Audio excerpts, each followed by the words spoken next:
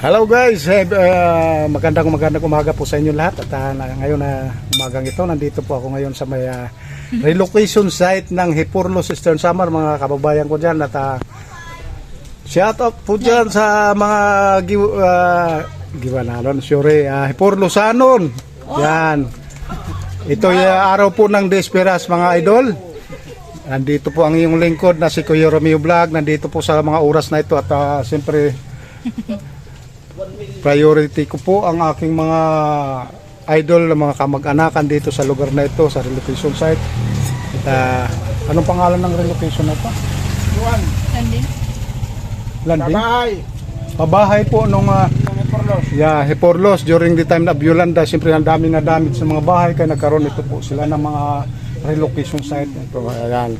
So siyempre pinili ko pa rin ang aking mga kamag-anakan na dito sila Jimmy Boy, Palsis, yan, ang aking pamangkin na napakapogi. Hanggang ngayon very interesting ang kanilang pwesto. Kung mapapansin yung mga idol, yan o, napakaganda ng pwesto. So sa ngayon samahan nyo akong para sa tanghalian ito. Yan ang ating pagsasaluhan ay ang pinakuloang buto-buto na baboy. Bagamat medyo bawal sa atin, pero wala tayong magagawa. Talagang kailangan natin kumain kasi bawal ang isda ngayon dahil fiesta. Wala tayong mabibilan ng isda, mga idol. So yun po, samahan niyo po ako para sa tanghalian ito. Sana mag-enjoy po kayo at congrats din sa kapistahan dyan sa Hipurlos. Sana mag-enjoy po tayo dyan at sana at maging matiwasay ang ating pagdadaos ng fiesta. Walang anuman mangyari yan, mga idol. At congrats din. Shout out po sa ating buting mayor na si Herbert Go. At saka kanyang kapatid din na si ano pangalan ng vice mayor na ito? Christopher Go. Yan. Congrats po dyan. Sana maging maganda po ang mag-enjoy ang lahat para sa kapistahan, araw ng kapistahan ng Hipurlos Eastern Samar. Yan po, mga idol, samahan niyo po ako at yan. Kain po tayo. Let's go!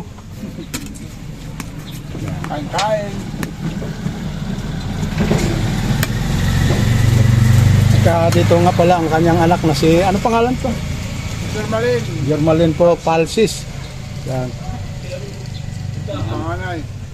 Kain tayo, mga idol, at siyempre wag natin kakaligtaan ang pagkain para hindi tayo makaramdam ng gutom. Yan. At ang aking manding na asawa ng aking pinsan na si Pilimon. Kuya Pilimon, nasa sumalangit ka na at matahimik ka na kayang pupuntahan. At ang kanyang naiwan na himana Juliana Hulita, ano pilido nimo na mana? Ha? Ano mo na? Anak ko tatay Merante. Merante, Hulita Merante. Oo. So yun po, ilang taon na po tayo? 72. Yan po, 72 years old na po si Nanay Hulita, parang 65 years old lang po. Yan po. Thank you.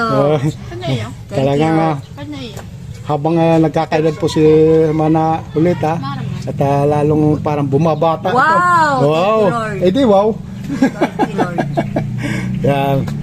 Yan ang kanyang mga anak, kanyang apo. Yan. So usually talagang mga pinsan ko na sila, pamangkin pala. Pamangkin. Ito apo ko na. Yan. Kasi kuwan ko man, asawa ni Mana Hulita, pinsan ko, Kuya Pilimon. Yan. So yan, samahan niyo po ko para sa tanghalian ito. Thank you very much. Sana mag-enjoy tayo lahat. Mag-iingat po tayo palagi. At sa mga kapatid po natin na OFW dyan, shout out po tayo at lagi kayong mag-iingat sa araw-araw niyong ginagawa. Thank you po.